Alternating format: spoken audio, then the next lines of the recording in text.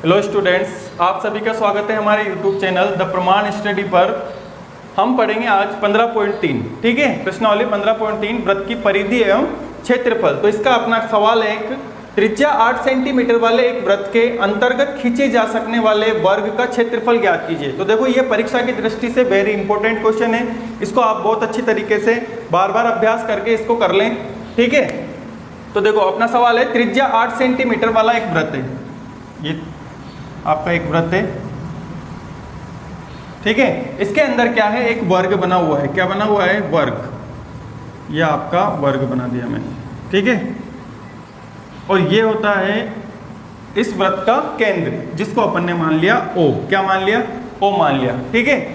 अब देखो, ये कह रहा है कि 8 सेंटीमीटर इसकी त्रिज्या है। तो त्रिज्या कितनी होगी इसकी? 8 सेंटीमीटर। ये 8 सेंटीमीटर आपकी त्रिज्या, ठीक है। 8 सेंटीमीटर क्या होगी? ये त्रिज्या। तो वृत्त की त्रिज्या दे रखी है अपन को 8 सेंटीमीटर, ठीक है। तो व्यास क्या होता है भाई? व्यास होता है त्रिज्या का दुगना। क्या होता है व्यास? त्रिज्या का दुगना। और त्रिज्या कितनी दे रखी है अपन को? 2 × 8 बराबर 16 सेंटीमीटर, यानी कि 16 सेंटीमीटर। अब देखो, यहाँ पे यहाँ से यहाँ तक तो त्रिज्या है, तो यहाँ से यहाँ तक क्या हो जाएगा? वृत्त का व्यास हो जाएगा। क्या हो जाएगा? वृत्त का व्यास। तो ये भी 8 सेंटीमीटर होगा। अब देखो, यहाँ पे देखना ये है कि जो अंदर वर्ग बन रहा है, उस वर्ग के लिए ये क्या कहलाएगा? ये क्या कहलाएगा? वर्ग के लिए वर्ग का विकर्ण। वर्ग का जो विकर्ण होगा वो वृत्त के व्यास के बराबर होगा। किसके बराबर होगा? वृत्त के व्यास के बराबर। तो देखो, वृत्त का व्यास बराबर वर्ग का विकर्ण। वृत्त का व्यास बराबर वर्ग का विकर्ण। अब देखो, वृत्त का व्यास कितना दे रखा है अपन को? 16 सेंटीमीटर, ठीक है। वर्ग का विकर्ण क्या होता है? भुजा रूट 2।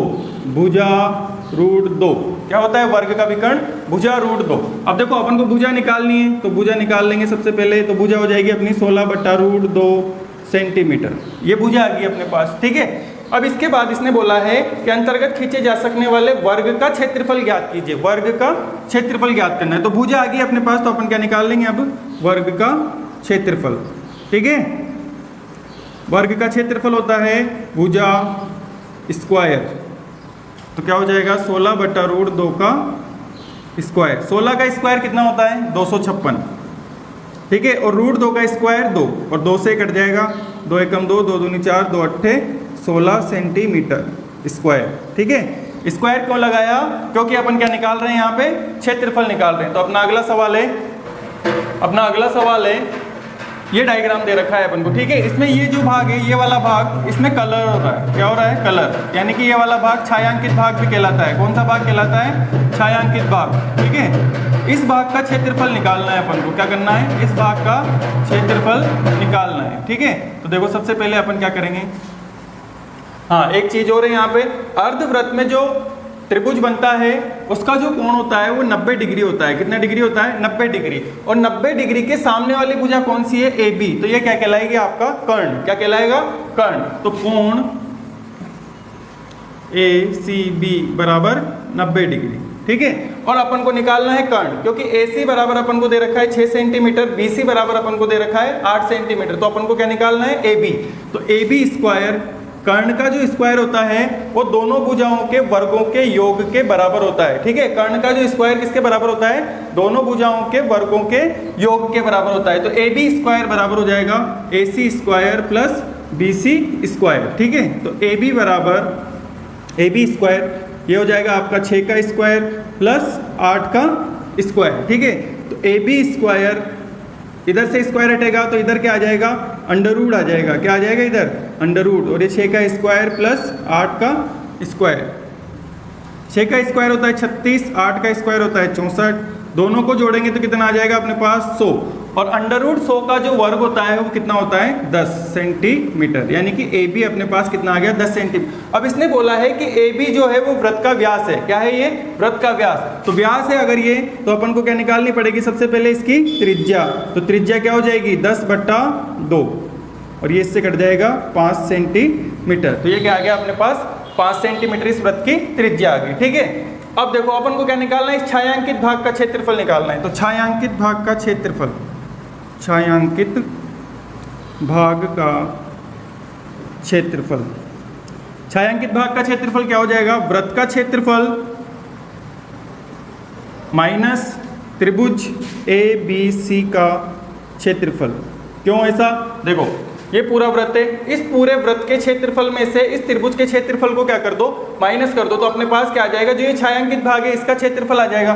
तो वृत्त का क्षेत्रफल क्या होता है, पाई आर स्क्वायर, माइनस त्रिभुज का क्षेत्रफल क्या होता है, 1/2 आधार इंटू ऊंचाई।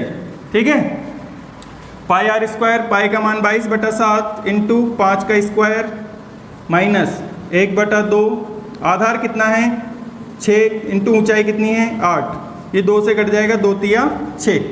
ठीक है, 22/7 इंटू 5 का स्क्वायर कितना हो गया 25 माइनस 3 अट्ठे 24। ठीक है, अब 25 को 22 से गुणा करते हैं सबसे पहले, 25 दूनी 50 और 25 दूनी 50 और 5 55/7 और ये माइनस का 24।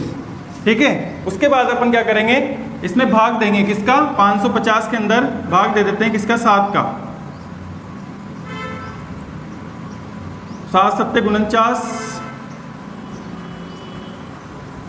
15 में से 9 गए तो 6, 7 अट्ठे 56, फिर 4, फिर पॉइंट, फिर 0, 7 पंजे 35, फिर आ गया आपका 5, फिर 0 लगा लो, 7 7 49, फिर 1 बच गया, ऐसे जाता ही जाएगा। वैसे अपन को क्या करना है, फिर इसमें 550/7, इसको थोड़ा नीचे लिख लेना यहाँ से, 550/7 माइनस 24, तो ये भाग देने के बाद कितना आ गया 78.57 माइनस 24। इसको घटा दो इसमें से, 78.57 में से इसको घटाया अपन ने किसको, 24 को, तो कितना आ गया अपने पास 57.45, 54.57 सेंटीमीटर स्क्वायर। यानी कि इस छायांकित भाग का क्षेत्रफल कितना आ गया अपने पास 54.57 सेंटीमीटर स्क्वायर। ठीक है,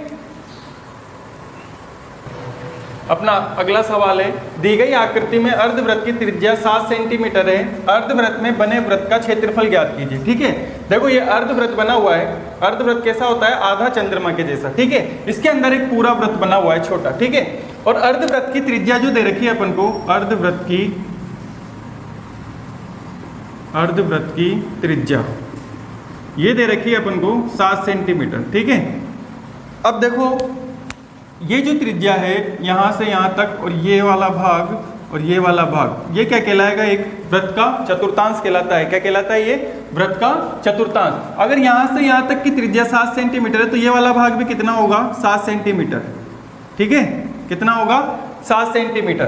तो देखो अर्धवृत्त की जो त्रिज्या है वो किसके बराबर होगी, छोटे वाले वृत्त के व्यास के बराबर होगी। किसके बराबर होगी, छोटे वाले वृत्त के व्यास के बराबर। तो वृत्त का व्यास बराबर अर्धवृत्त की त्रिज्या, अर्धवृत्त की त्रिज्या। तो वृत्त का व्यास कितना हो जाएगा, वृत्त का व्यास 7 सेंटीमीटर, तो त्रिज्या कितनी हो जाएगी 7/2 सेंटीमीटर। यानी कि अंदर वाले वृत्त की क्या आ गई अपने पास, ये त्रिज्या कितनी 7/2 सेंटीमीटर। अब इसने बोला है अर्धवृत्त में बने वृत्त का क्षेत्रफल ज्ञात कीजिए, तो अपन को क्या निकालना है, वृत्त का क्षेत्रफल। तो वृत्त का क्षेत्रफल क्या हो जाएगा, पाई आर स्क्वायर। ठीक है, पाई का मान होता है 22/7 इंटू 7/2 इंटू 7/2। देखो ये 7 से 7 कट गया, ये 2 से कट जाएगा 11 बार, 11 सत्ते 77/2। अब इसका भाग जब इसमें देंगे अपन तो 2 तिया 6, 2 अट्ठे 16, 2 पंजे 10 सेंटीमीटर स्क्वायर। ठीक है, यही आपका क्या हो जाएगा, आंसर हो जाएगा। ठीक है।